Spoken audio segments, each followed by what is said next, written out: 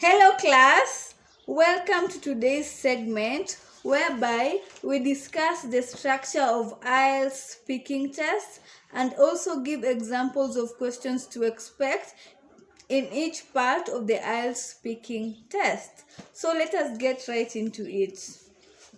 Well, as we all know, the speaking test takes about 15 to 20 minutes and is done on a completely separate timeline or date in comparison to the other three tests. Okay, and the test is done either face-to-face or on video call.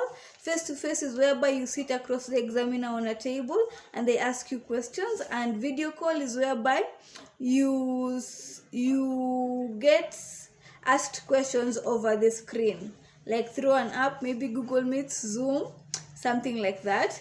But in recent times, it is mostly face-to-face examination, so don't worry too much about the video calls. It's very rare. It used to happen the time of Corona, but at the moment, not really.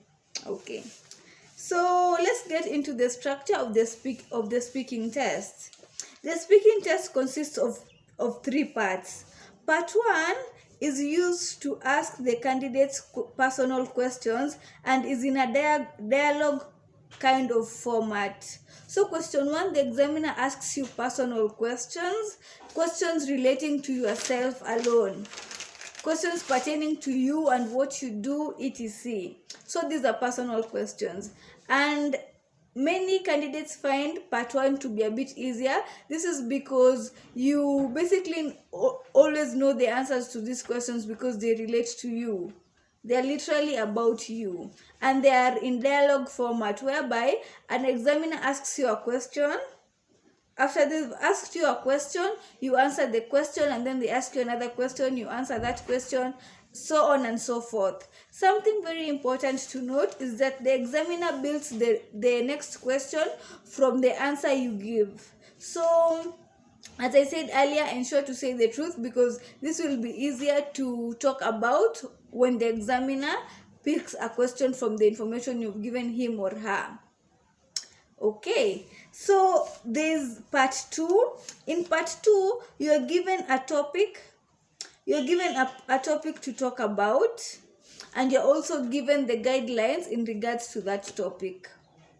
So, before I forget, as I said, the test lasts 15 to 20 minutes. So, part 1 and part 2, part 3 are divided in almost, part 1 can take around 5 minutes, 7 minutes, depending on how long your answers are to the questions asked.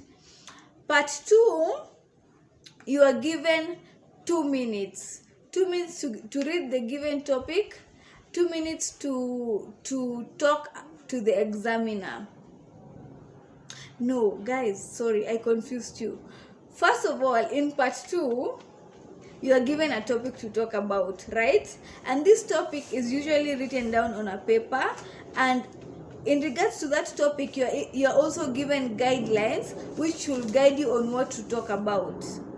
So the examiner presents to you that paper that has that topic you're supposed to talk about, and it has those guidelines in regards to that topic. These guidelines are just to guide you on areas you can talk about in regards to the given topic. For example, the topic is about your favorite, your most memorable photo. The guidelines you're going to be given are probably going to be like, where was it taken, who are you with, which time period was this. These are just guidelines to guide you on what to talk about. It's not a must that you follow these guidelines given, but it is recommendable because it saves you on time, because it gives you the structure in which you can talk about that topic. So once the examiner presents to you this paper with the question, with the topic and the guidelines, you are given 1 minute to write short notes about what you're going to talk about. Like, just to think about your thoughts. You're given 1 minute. The examiner gives you 1 minute to think about what you're going to talk about in regards to that topic. and then after that you are given 2 minutes, exactly 2 minutes, to talk about that given topic. Have you understood me? In part 2, you are given a topic, and then you're given guidelines on what to talk about, and then you're given 1 minute to think about what you're going to talk about. Because remember, part 2 is a monologue. A monologue is whereby you are not being asked questions. You are just explaining about this topic for exactly 2 minutes. You get what I mean? So the examiner is not going to be asking you questions within those 2 minutes. You're just going to be talking about this topic for 2 minutes straight. Okay, guys? So you're given a topic. And in part 2, something very important to note, always ensure that the way you talk about this topic is not going to be like a story whereby you are cut short within the 2 minutes. Like when the 2 minutes is over, it's like you'll be in the middle of the story. You should be able to summarize your given topic in those 2 minutes, whereby you just talk about the key points. That is why the guidelines you've been given are very key, because you'll use these guidelines to fit your topic in those 2 minutes. For example, your guideline was, where is your school located? Then you will know you're supposed to say maybe Kenyatta University is located along Ngong Road. Maybe one of your guidelines was, okay, in this case, maybe you're talking about your most memorable photo. So your guideline is, where was it taken? You can say it was taken at the top of Ngong Hills. Who are you with? We were in a school trip. Which time period was it? You say maybe 2019 August, during my second semester, second year of university. So in these 2 minutes, you should be able to give a complete overview of that topic. No, you're not giving a story whereby you'll be cut short within the 2 minutes. Hope I'm making sense. Those 2 minutes should be enough to explain your topic in brief. You should not be giving out a story. Okay, when the 2 minutes are over, the examiner cuts you short or tells you 2 minutes is over, and then you move to part 3. So part 3, the questions are usually general population kind of questions. It builds up from part 2. So the topic you are given in part 2, in part 3, that topic is going to be kind of like broken down into questions. For example, in my case, my part 2 was about your most memorable photo. And in part 3, my part 3 was about photography. The examiner asked me about photography. So you see there's a relationship between part 2 and part 3. Only that in part 3, it will be back to dialogue, whereby the examiner is asking you a question and then you answer them. So the questions in part 3 are usually about general population. Have you understood me? General population. Like, remember in part 1, it was questions about yourself. In part 2, you're given a topic to discuss.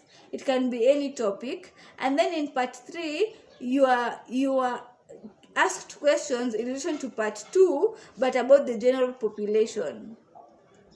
So for example, in part 3, my questions were such as, so what do you think about, I remember these questions. What is the difference between ancient photography and modern time photography, guys?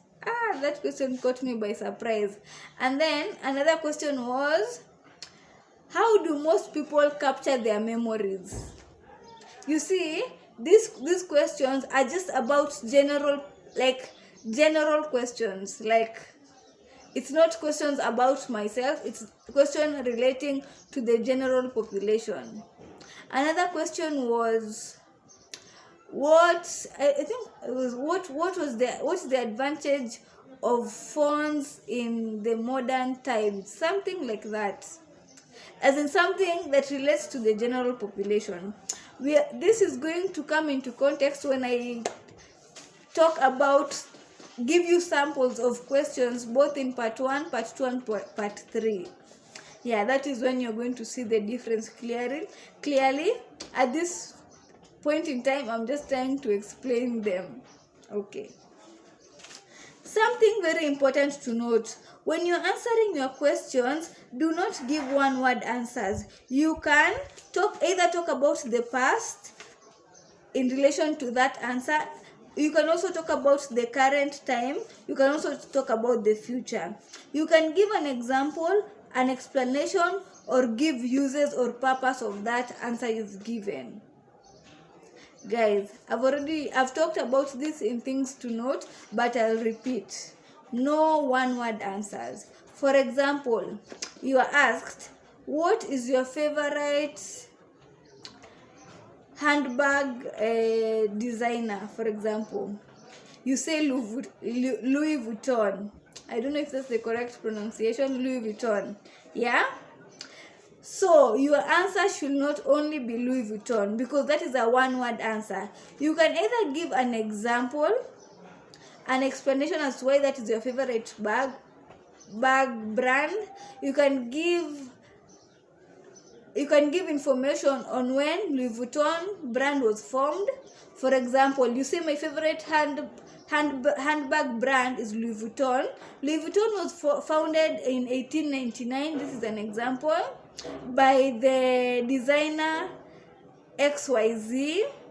Since then, it has become a reputable brand in the fashion industry, and many celebrities use it as a fashion sense. Okay, this is just something I've figured along the way. You see, in that case, I have given more information about Louis Vuitton.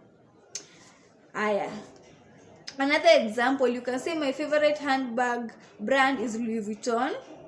My mother once gifted me a Louis Vuitton bag when I turned 16, and since then it has become my favorite brand because it's very sentimental to me. And I plan to buy the same type of bag for my daughter when she turns 16. You see, you've explained more about your answer. For example, you've been asked, who's your best friend? You say, for example, your best friend is Laura Mudeu. Self-centered much, huh? So you say your best friend is Laura Mudeu, yeah?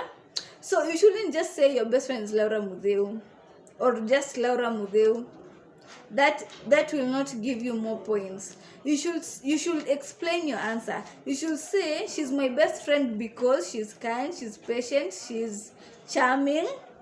Alternatively, you can say she's my best friend. We met maybe in primary school, we were in the same class, and since then our bond has never been broken. You can talk about the future. She's my best friend and I plan for us to be best friends for life. We've been friends now for 10 years, but I see us being friends for 100 more years to come. That's an example. That is more information. You get what I mean? No one-word answers. You can talk about the present, the future, give an example, give the purpose. Just talk. Communicate to your examiner so that the examiner gets to know more about your answer. Okay. Answers should be within context. Don't sway off question. Comprehension is also tested. Guys, as I said, in IELTS speaking, they're not testing your knowledge, but as much as they're not testing your knowledge, it is important to note the examiner also wants to make sure that you've comprehended the question being asked. So you cannot be asked where you studied in university and then you begin talking about your best friend. Like that way, the examiner will think that maybe you're not able to understand English. So even if you do not know, for example, or they ask you who invented the telescope. So when they ask you that, you cannot begin talking about where you studied in university or talking about your best friend. You should just say, at the moment I'm not really aware who invented the telescope. I guess I didn't concentrate much in my science classes, but immediately after this test I am going to research on it. So you see, in that way the examiner knows that you do not know the answer to that question, but you are able to explain yourself and communicate that I do not know this answer, but at the same time, the examiner also knows that you understood their question. You get what I mean? The examiner wants to know that you understand that question. Okay, guys. So, what else?